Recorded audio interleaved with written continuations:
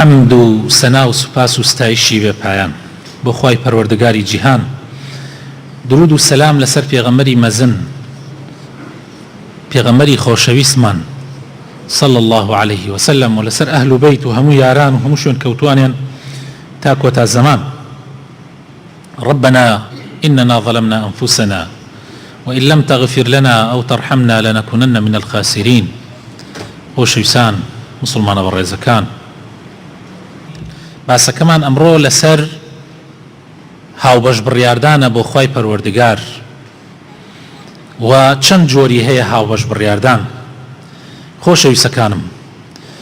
شەریک قەراردان و هاوبەش بڕیاردان بۆ خوای پەروەردگار خەتەرترین مەسئلەیە، لە ترسناکترین مەسئلەکانە. هیچ گوناحێک نییە لەسەر ڕووی زەویە، حەزەکەم باش گوێ بگرن خۆشەویستان، هیچ گوناحێک نییە لەسەر ڕووی زەوی ئەوەنەی شەریک قەراردان بۆ خوا خەتەر بێ، هیچ گوناحێک نییە. چونکە تۆ حەقی خوایەک کە خاوەنی هەموو بوونەوەرە، خاوەنی هەموو شتەکانە، ئەیدەی بە کەسێک، ئەیدەی بە مەخلووقێک لە مەخلووقاتەکانی ئەو خوایە، حەقی خالق ئەدەی بە مەخلووق. ئیتر چی تاوانێکەیە لەو گەورەتر بێ؟ حەقی زاتێک ئەدەی بە کەسێک کە بە هیچ شێوازێک شایستەی ئەوە نییە کە تۆ حەق ئەو مافەی بیتێ. پەرستن کە گەورەترین شتەکانە، عیبادەت کە گەورەترین مەبەستەکانی خەڵقی ئینسانە، کە خوای تەعالا لە سوورەتی ذاریاتە ئاەتی 56 ئەفەرمێ وما خەلەقت الجن والئینس إلا ليعبدون، من جنۆکە و ئینسانەکانم بەدیهن نەهێناوە ئیلا بۆ ئەوەی عیبادەتی من بکەن. دەی ئەو عیبادەتە کە پیرۆزترین هەدەفەکانی خەڵقی ئینسانە، تۆ ئەیدەی بە کەسێک کە بە هیچ شێوازێک شایستە نییە، کە بە هیچ شێوازێک شایستە نییە. خوای تەعالا ڕازی نەبووە ئەو حەقە بدرێ بە هیچ کەسێک، بە هیچ کەسێک. تەسەورەکەن لەناو هەموو مەخلووقاتەکانە ئینسان لە هەموو مەخلووقاتەکان گەورەترە، یعنی ئینسان لەسەرەوەی هەرچی مەخلووقاتەیە سەییدی گشت مەخلووقاتە، و لەناو مەخلووقاتیشا، لەناو ئینسانەکانیشا پێغەمبەران گەورەی هەموو مەخلووقاتن. لە ناویانە پێغەمبەری خۆمان صلی الله عليه وسلم یان چەند پێغەمبەرێک هەڵبژێراون ئەوە ئولو العەزمن، نوح، ئیبراهیم، موسا، عیسا، محەممەد المستەفا صلی الله عليه وسلم. و لەناو ئەو پێنجەشە محەممەد هەڵبژێراوە کە مختار بێ، کە هەڵبژێراوی تایبەتی خوای پەروەردگار بێ، کە خاتەمی ئەنبیا بێ، کە ڕیسالەت و پەیامەکەی بۆ هەموو جیهان بێ. لەگەڵ ئەوە شاخوا بە پێغەمبەر ئەفەرمێ صلی الله عليه وسلم ئەی پێغەمبەر بە خەڵکی بڵێ قل ئینەما ئەنە بەشەر، بڵێ پیان من بەشەرم، بەشەرێکم وەکو ئێوە، بەشەر مثلکم،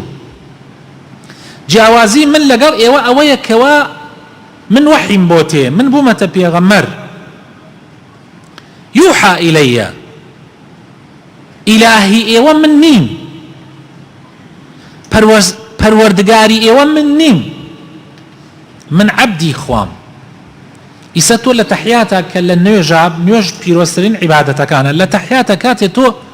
تەحیات ئەخوێنی خۆ ناڵی محەممەد ئیلاهونا نەعوذ بالله، ئەڵێی محەممەد عەبد الله ورسوله، محەممەد عەبده ورسوله، وأشهد أن محەممەدا عەبده ورسوله. لە پیرۆزترین شوێنەکانە ناوی محەممەد براوە بە عەبد. لە کاتی دابەزینی قورئانە خوای تەعالا فەرمێ الحەمد لله الذي أنزل على عبده الكتاب، لە کاتێکا کە پێغەمبەر ئەبا بۆ ئاسمان کە هیچ کەسێکی تر ئەوەی بۆ نەکراوە، و لە لای خۆی قسەی بۆ ئەکا لەو کاتە پیرۆزە ئەفەرمێ سبحان الذي أسرى بعبده ليلا من المسجد الحرام إلى المسجد الأقصى الذي باركنا حوله، كوابو محمد عبده. إلهي إيوكي خواه قل إنما أنا بشر مثلكم يوحى إلي أنما إلهكم إله واحد فمن كان يرجو لقاء ربه فليعمل عملا صالحا ولا يشرك بعبادة ربه أحدا. حزكا خواتان للرازي به حزكا شواني ليلة القدر تان بو قبول بكري حزكا يسل ليلة خلصيان خوالها مو قناحا كان تان خوش به دي فمن كان يرجو لقاء ربه فليعمل عملا صالحا بفي قرآن وسنة كاربكا ولا يشرك بعبادة ربه أحدا. شريك بو خوا قرار ندن هر کسی شریک بو خوا قرار دا هر چی کردوی هی پوچل ابیتوا به پیغمبری خوا صلی الله علیه و سلم. خوای تعالی به پیغمبر افرمی ولقد اوحي اليك والى الذين من قبلك لئن اشركت ليحبطن عملك. بو تو ای محمد او وحی ما نرد بو پیغمبرانی تو پیشی توش بیان مانود هر کسی شریک بو خوا قرار دا کردوکانی پوچلا خوا لەگشت گوناحی خۆشە بێ خۆشەویستەکانم ئێستا لێی بپارڕێنەوە بە کوڵ خوا لەگشت گوناحەکانتان خۆشە بێ ئیلا لە یەک گوناح خۆش نابێ قەت. ئەگەر بمرن لەسەر ئەو گوناحە خواتان خەتە جەهەنەمەوە واللهی هەر کەسێ بمرێ خوای خەتە جەهەنەمەوە. إن الله لا يغفر أن يشرك به ويغفر ما دون ذلك. خوا لە هەموو گوناحی خۆشە بێ بەس لە شەریک قەراردان قەت خۆش نابێ. بۆیە نەسیحەتی سەرەکیم بۆ خوشکانی بەڕێزمە پاشان بۆ برایانی بەڕێزم ئامان وریای شەریک قەراردان من بۆ خوای پەروەردگار. شەریک قەراردان بۆ خوای پەروەردگار لەوانەیە وەکو ئێستەی کە من لەم شوێنە بۆتانی باسەکەم هەرگیز باس نەکریا بێ و بەم سەراحەتەش کەس پێتانی نەوت بێ. شەریک قەراردان بۆ خوای تەعالا دوو جۆرە. شەریک قەراردانێکی گەورە توخوای گوێ باش بگرن خۆشەویستان. شەریک قەراردانێکی گەورە کە لێبوردەییتیان نییە کە هەر کەسێک ئەو شەریکە بۆ خوا قەرار بدا ئەو هاوبەش بڕیاردانە بۆ خوا قەرار بدا خوای تەعالا قەت لێی خۆش نابێ و لە ئیسلامیش دەرئەچێ لە سنووری ئیسلام دەرئەچێ بەس بەخۆی بزانێ لە سنووری ئیسلام دەرئەچێ. شیرکی گەورە ئەو شیرکەیە کە ئینسان لە ئیسلام دەرەکا ئەمە جۆری یەکەمی شیرکە. شیرکێکی ترمان هەیە ئینسان لە ئیسلام دەرناکا بەس لە گەورەترین گوناحەکانە. حەزەکەم بە جوانی گوێ بگرن. شەریک قەراردان بۆ خوا کە ئەو هەموو هەڕەشەی لەسەرە دوو جۆرە. جۆرێکی ئینسان لە ئیسلام دەرەکا یعنی دەرتەکا دەر ئیتر مسلمان نیت تۆ با نوێژیش بکەیت با زەکاتیش بدەیت مسلمان نیت ئەگەر ئەوە تیابێ مسلمان نیت لئین ئەشرەکتە لەیەحبەطەن عەمەلوک. خوا بە پێغەمبەرە فەرمێ تەواو خوا بە خۆشەویستترین کەسی خۆی بە سەیدی مەخلوقاتەکانی ئەفەرمێ ئەگەر شەریکم بۆ قەرار دەی هەرچی کردەوە تێ پوچەڵێکەمەوە تەواو ئیتر ئەمە بڕاوەتەوە. خۆشەویستان ئەبێ ئێمە لەمە تێ بگەین ئەمە حەقیقەتە. کەس لەوە دوان ناز نەکا بێژێ ئای من نوێژ مەکرد نوێژ دەکرد کەیف خۆتە من ئێستا پێتم وت شەریک بۆ خوا قەرار دەی کردەوەکانت پوچەڵ ئەبێتەوە. خۆشەویستان شەریک بۆ خوا قەرار مەدە خوا لەوانەیە لە هەموو گوناحەکانت خۆش ببێ. بۆیە ئەبێ ئاگامان لی بێ ئەم نەسیحەتانە زۆر گرنگن ئەبێ زۆر بە دڵەوە گوێی بۆ بگرین. شەریک قەراردانی گەورە وتمان قەت لێ خۆشبوونی نییە. نمونەکانیشی بۆتانە تێرمەوە ئێستا. بڕێکی پەیوەندی بە بیرروباوەڕی ئینسانەوە هەیە. ئەگەر بیرروباوەڕ دوا بێ خالقێکی تر هەیە لەسەر ئەم بوونەوەرە جگە لە ئەڵڵا وەڵڵاهی تۆ گەورەترین شەریکت بۆ خوا قەرار داوە. ئەگەر قەناعەتت وا بێ جگە لە ئەڵڵا کەسێکی تر هەیە ڕزقی بەدەسە لەسەر ئەم بوونەوەرە واللهی تۆ زۆر زۆر غەڵەتی زۆر زۆریش غەڵەتی. هەموو عولەما متفقن لەسەر ئەوەی کەوا ڕەزاق بەس خوایە. هیچ کەسێکی تر ڕەزاق نییە یەکێ لە ناوە جوانەکانی خوای پەروەردگار و سیفەتە بەرزەکانیشی ڕەزاقە ڕۆزی دەر بەس خوایە. تۆ ئەبێ قەناعەتت بەوە هەبێ قەناعەتت وا بێ زەرەر لەم دنیاە بەس بەدەستی خوایە قازانجیش لەم دنیاە هەر بەدەستی خوایە. هیچ کەسێک ناتوانێت زەرەر لە هیچ کەسێک بدا ئەگەر خوای گەورە ئیزنی لەسەر نەبێ. ئەبێ قەناعەتت وا بێ مرێنەر بەس خوایە ژێنەریش بەس خوایە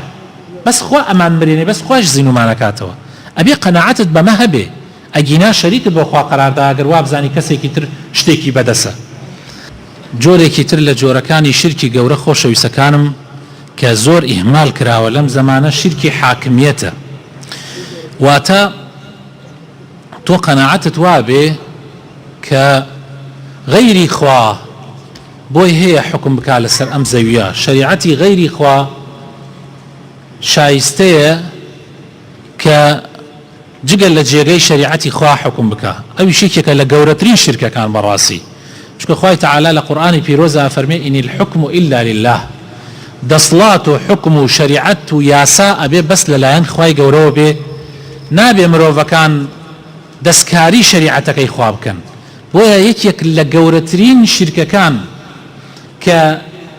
ئینسان خوا پەنامان بدا ئەگەر قەناعەتی وابێ لە ئیسلام دەرئەچێ ئەگەر قەناعەتت وابێ کە غەیری خوا شایستەیە بەوەی شەریعەت دانا و یاسا دانا مخالفی شەریعەتەکەی خوا بێ پێچەوانەی شەریعەتەکەی خوا بێ ئەمە لە بواری عەقیدە لە بواری دڵە ئەبێ قەناعەتت وابێ کە ئینسان جێی ئومێدی ڕاستەقینەی ئینسانەکان بەس خوایە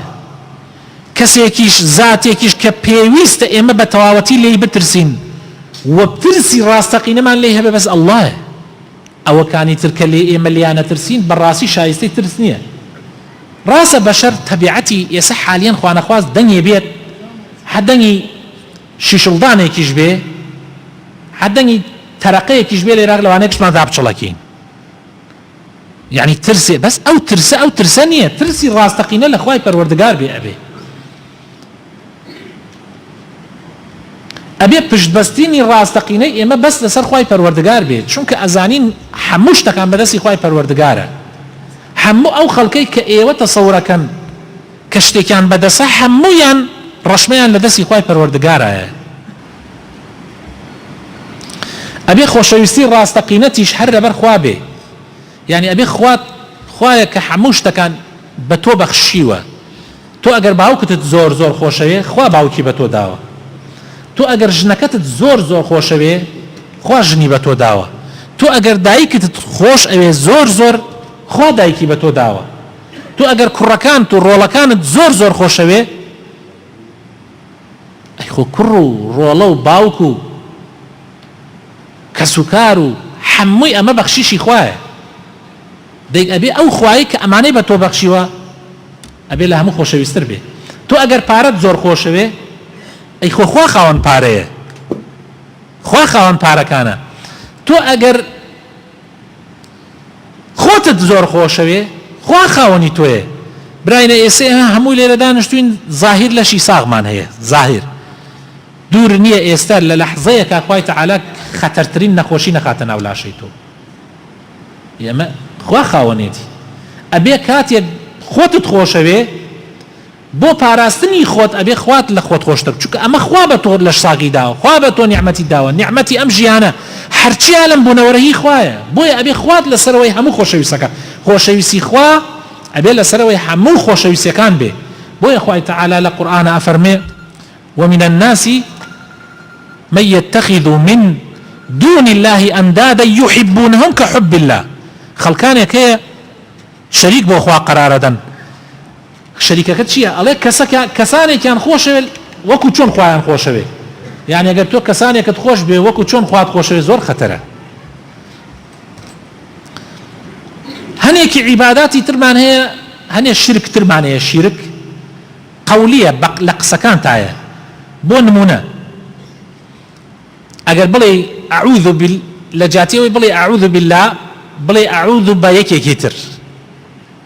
پەنا بگری بەغەیری خوا هاوارکردن و داوارکردنت ئەگەر لە غەیری خوا بێ بۆ نمونە ئەو کەسە ئەگەر پێغەمەریش بێ صلی الله علیه وسلم بۆ نمونە بڵێ یا پێغەمەر بگەیە فریام یا ئیمام عەباس بگەیە فریام حەزرەتی غەوز بگەیە فریام ئەمانە هەمووی شیرکن برا بە ڕێزەکان شیرکی گەورەشن شیرکی گەورەن برا بە ڕێزەکانم غەوز بەس ئەڵڵایە ئەڵڵا مغیثە جگە لە ئەڵڵا هیچ کەسێ غەوز نییە المغیث بەس ئەڵڵایە بۆیە هەڵەیەت ئەو حەقەی خوابەی بە غەیری خوا هیچ کەسێ فریا هیچ کەسێ ناکەوێت ئیلا ئەڵڵا نەبێ هەر کەسێ مردووە ئەگەر پیاوی باش بێ خوای پەروەردگار بمان خاتە سەر ڕێبازی ئەو پیاو چاکە، ئەو بە عیبادەتی خوا بۆتە پیاو چاک. هەر کەسێک ئەگەر داوای لە خەڵک کردبێ کە ئەو بپەرستن بۆ ئەوەی یعنی داوای لە خەڵک کردبێ کە ئەو بپەرسرێ وەڵڵاهی ئەوە پیاوی چاک نییە، ئەوە خەتەرە، ئەوە تاغوتە.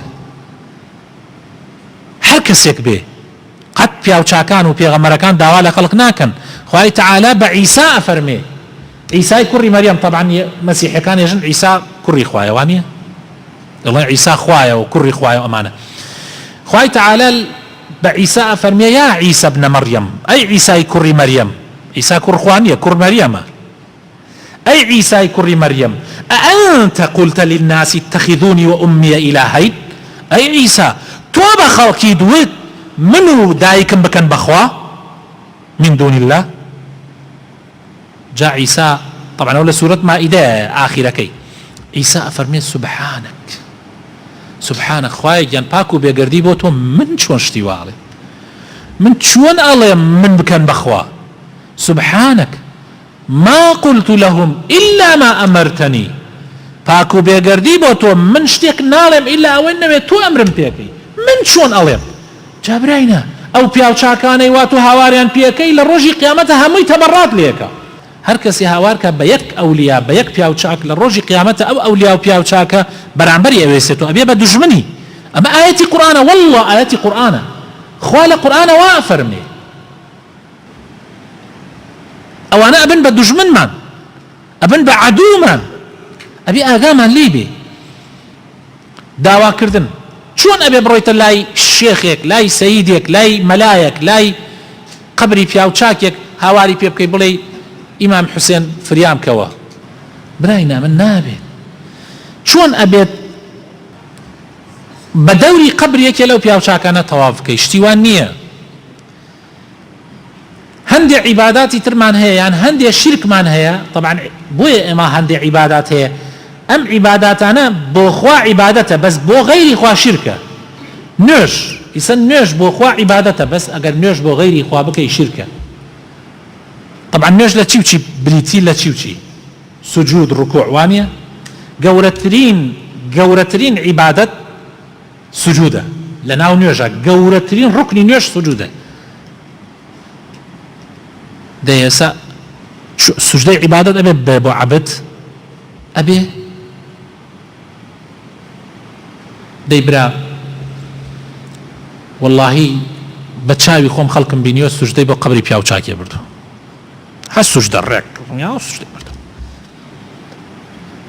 ئەبە بۆ قبر، بۆ هەر بینیشمە سجدەی بردو، بۆ زەلامەکە خۆی لەبان کورسیە دانیشتۆ سجدەی بۆ بردو.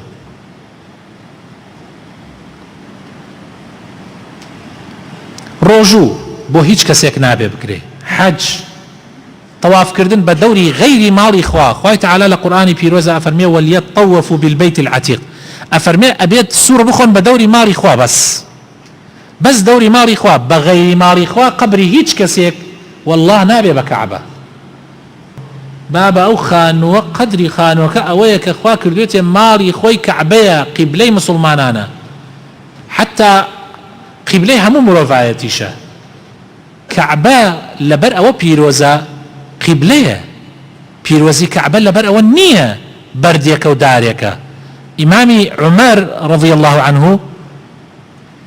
ڕۆیشت بەردەڕەشەکەی ناو کەعبە، طبعا کەعبە گشتی ناوێ بەردەڕەشەکەی ناوی ماچەکرێ، حەجەر الئەسوەدەکە کە ها لە ناو کونیەکی ڕوکنێ لە ڕوکنەکانی کەعبەیە. ڕۆیشت کە ماچێ کرد فەرمووی حەجەر ئەی حەجەر الئەسوەد، من ئەزانم تۆ بەردی نە قازانجت بەدەسە نە زەرەر، من لەبەرەوە ماچ دەکەم چونکە پێغەمبەر صلی الله علیه و سلم ماچتی کردووە، پیرۆزیەکەی تۆ لەبەر ئەوەیە خوا ئیجازەی داوە من ئەمە قیبلەی مسلمانان ئەم کەعبەیەیە کە خوای گەورە دیاری کردووە. ئەگیناوەکو زەمزەم، ئاوی زەمزەم ئاوە، هەر ئاوە، بەس لەبەر ئەوە پیرۆزە خوا پیرۆزی کردووە، بەس ئیتر خۆتۆ ئێستا بۆت نییە. عیسا فەرمووی یەکێکی تر برەخۆوە بۆڕی ماڵەکەی خۆیان کانیەک لە ماڵیانە دەرچێ بۆڕی ڕاکێش بەجەمش پیرۆزە، کەسە توانێت بێژە پیرۆزە نابێت. ئاو لە هەر شوێنێکەوە دەرچێت توانی بڵێ ئاوێکی پیرۆزە نابێت. زەمزەم لەبەرەوەی خوا وتوێتی پیرۆزە. جاء بآقامان ليبي زور مهمة أما عندي مسلمانان لم مواضيعنا بجواني نانوتيك طبعا عبادتي بدني شتي تريش من هي تخوابا عرستاني كم سربرين حيوان بو غير إخوانا بي سربري بو غير إخوان حيوان سربري شركة نزر كردن بو غير إخوة نابي نزر بكي بلي من أم حيوانا نزر كم بو قبركي فلانا كز بو الشيخ فلانا كز بو ملا فلانا كز نابي أبي بس تنيا بو إخوة نزر بكري بو غير إخوة نابي نزر بكري وإيتر ألم جورانا زورا أما شركي قورن أمانك عرسانم كرت أم جا شركي كتر معناه جوري شركي تري شركي بتشوكن أما الإسلام در معناك خوا پنامان دا اگر توشمان بو يعني اما الاسلام در معناك بلام قورترين قناح كانا كأكبر الكبائر ايش چيا يكم سيون خواردن بغير خوا هر شتيك بطلاق بشرف بناموس بنازانم بباوك بسريئين بقبري بيغمر مشرك حمي دروس نية بو غيري خوا طبعا أمل محاضري تايبتي مباسي بلغكاني شيان مان كردوه يك بلغمان نية لقرآن ولحديث كإما بو من هبه سيون بغيري خوا بخوين بلان بوت هي خواي قورب بوي هي سيون بمخلوقات بيروزكاني خوي أخوا بفجر بضحى بعصر بهر إنيكي خوي بلان إما بو من نية سيون بغيري خوا بخوين بخوا بناوجوانكاني خوا بصفاتكاني خوا إسا سيون خواردن بقرآن دروسته نك لبر أوي قرآن كتابك نعوذ بالله وتصور قرآن صفتي خوايا كلامي خوايا لبر أو دروسته قرآن بيروزيكي هالا أوي كلام خوايا أبي أقاما ليبي هني كسه زور غلط لما موضوعانات يجيشتوا أريب قرآن الرشكي ماري فلانا كس أبي بلي بو قرآني ككلام خوايا نابي بلي بو قرآن الرشكي قرآن الرشكي يعني تو بس برقكيتي أي خو برقكي مس بيروزي قرآن لبرقكي نية بيروزي قرآن لنوسينكي نابيتي يسمى الكتاب ما لمالا أنواع كتاب ما مجلدة خزم كان مهني كانوا يخينوا واريشتيان نيتي أحمى موسى أرحم قرآنتها أو أزن هم هي كتاب بوكو قرآن بقرآنه أو نازل لو أنا سوني شيء بيبقى بيجي بقى قرآن بقى بس أما كتابت بيروزي قرآن لبرقة كان نية لورقة كان نية لوياك النسرة ولا نابية ككلامي خواي پروردگار أبي زور أقامان لما موضوعانا بي إماشت أنا نابية تيكلو بيكاليكين بلي أقر خواء تو قريكيان بو أقر خواء تو ميليان لسر بي أود واعوي أقر خواء فلانا كس نوايه نابي بلي أقر خواء فلانا كس نابي خوا بكي تحاوتا هيج كسيك أبي بلي أقر خوا ويستي لسر نبوايه پاشان أقر تويش نتكردايه يا بلي أقر خوا توي نكردايه السبب هني كسي أجيب بخوا برا من دكتور فلانا كس نوايه أمردم لا حول ولا قوة إلا بالله والله أما زور خطر أم قصانا دكتور فلانا كس براكم سببك لأسباب كان خواهي قورا كردوية السبب أبي بلي أقر خوا دكتور فلانا كسي نكرداية السبب أقاما لدمان بي چونك حر إساني كسي ما موسى كل عديتا ما قصي الدم كابرايك صحابيك لا بيغمر صلى الله عليه وسلم فرمي أي بيغمر خواب ولا سر زواني شيء ما محاسبة كرين يعني زوان شيء قصية كدم سيدم بيغمر خواب صلى الله عليه وسلم زواني خوي قردو فرموي لباري دايك بشواي أي معاذ أو قصية كبيغمر صلى الله عليه وسلم دائما بو خوشي لقل أصحابه كان وايا فرمو أفرمي لباري أو تعزل لدايك بو تزلام يزل لباري دايك بشواي هر قصية كبو خوشي صعبتك بيغمر صلى الله عليه وسلم لقل أصحابه كان فرمي لباري دايك بشي أي معاذ أوهم خلقك أجنا أقري جهنمو هموي برهمي زمان يعني برهمي زمان دوشت إنسان خات جهنمو بيني هردو ليوت بيني هردو رانت هر كسي أو دوانا ببارزي بيغمر زمانتي بوي كردي خات بهشتو شفاعتي بوكاي خات بهشتو أفرمي من زمانت أكم بو هر كسي بيني هردو ليو بيني هردو راني ببارزي خلق قشتي بهوي أوچنا جهنمو جابي أقاما ليبي خوش ويسكانم يكي كيتر لو شتاني ك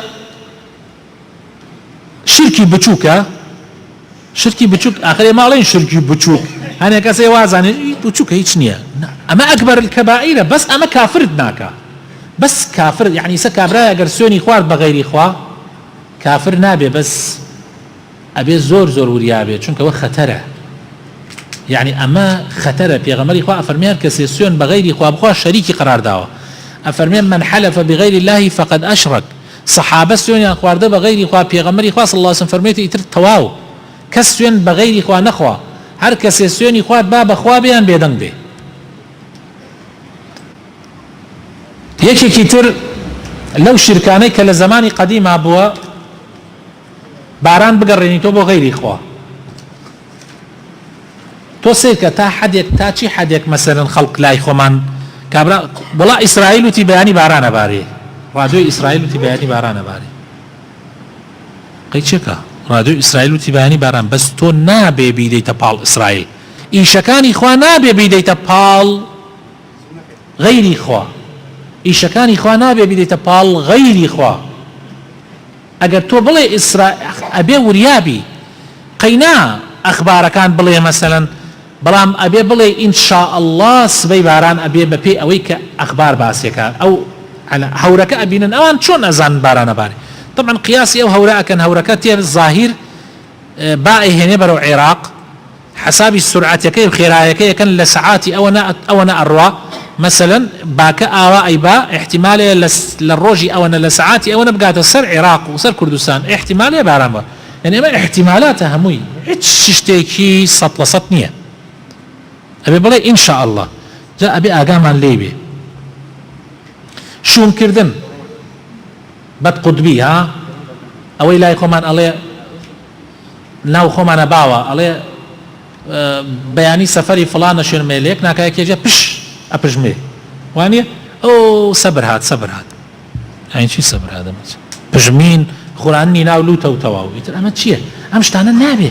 وەڵا کەروێشکێکە بینێژە وەڵا ئەمە بەدقوت بە و نازانم کۆترە بینێژە ئەمە نازانم چییە و ئەمە لە ئیسلامە طیەرە نییە لە ئیسلامە شومی نییە تەواو ئێمەی موسڵمان قەناعەتمان وایە کە شتەکان بە ئەقدار و بە قەدەری خوای پەروەردگار ئەبێ یەکێکی تر لە شیرکەکان چون بۆ لای تاڵۆگر و سحرباز ئەمە یەکێکە لە شرکی ئەزغەر یعنی چی شرکی ئەزغەر یعنی گەورەترین گوناحەکانە ئەمە ئەگەر باوەڕی پێ نەکەی ئەگەر هەر ئاوا قسەیەکی مەسەلەن بۆ کرد و توش ئەو چۆن بڵێین بەڵام ئەگەر باوەڕت پێی هەبێ قەناعەتت بەکاری سحر هەبێ قەناعەتت دوایە بێ مەسەلەن ئەمانە شتێک ئەزانن لە غەیب ئەوە شرکی گەورەیە بەڕاستی بۆیە قەت مەچنە لای ساحرباز و هەر شتێک ڕوویدا دائیمەن بڕۆن لە کەسانی ئەمین ئەوانەی کە دینیان ئەمینە عولەمای ڕاستەقینەی ئەم ئومەتەن پرسیار لە ئەوان بکەن خەڵکێکی زۆر ئەمڕۆ ڕووەکاتە لای سحربازەکان و سحربازەکانیش شارودیەکانیان گشتی پڕ کردێ لە سحر ئاگاتان لێ بێ ڕیاکردن ئیسا یەکێک دێت نوێژەکات ڕووپامایی ئەکا بۆ خەڵک ئەم ڕووپاماییە ئەو لە ماڵ هات بۆ نوێژ بۆ خوا بەس کە یەکێکی بینی لە بەردەمیان تۆزێ نوێژەکەی جوانەکاتەوە ئەمە ڕیایە ئەمە شرکی بچووکە بەڵام ئەگەر لە ماڵ هەر لە ماڵ هات بۆ خوا نەهات بۆ ئەوە هات بێژن بەخوا ئەڕوا بۆ مزگەوت نوێژەکە خەڵک بێژێت ئەمە ئەو کاتە شرکی گەورەیە بەڵام ئەگەر لە ماڵەوە بۆ خوا هات بەس هاتە ئەیرە بۆ خۆی تۆزێک بینی فڵان دیارە و فڵان دیارە تۆزێک خۆی جوان کردو و نوێژەکەی جوان کردو ئەمانە ئەوە شرکی بچووکە ئەبێ ئاگامان لێ بێ خۆمانی لێ بپارێزین چونکە ڕیاکردن سیفاتی ئیمانداران نییە ئێستا دێنە سەرەوەی ئەگەر کەسێک ئەمانەی کردبێ کەسێ شەریکی بۆ خوا قەراردا بێ شرکی گەورە یان شرکی بچووک چی بکات تەوبە ئەکا و پەشیمان ئەبێتەوە داوا ئەکا خوا لێی خۆش بێ ئینشاء الله خوا لێی خۆشە بێ بەڵام دووبارەی نەکاتەوە چونکە خوای تەعالا کاتێک لێک خاوەنەکەی خۆش نابێگەر خاوەنەکەی تۆبەی نەکردبێ بەس ئەگەر تەوبەی کردبێ خوای گەورە لێی خۆشە بێ بە تەئکید خوای گەورە لە گوناحەکانمان خۆش بێ خوای گەورە عەفومان بکات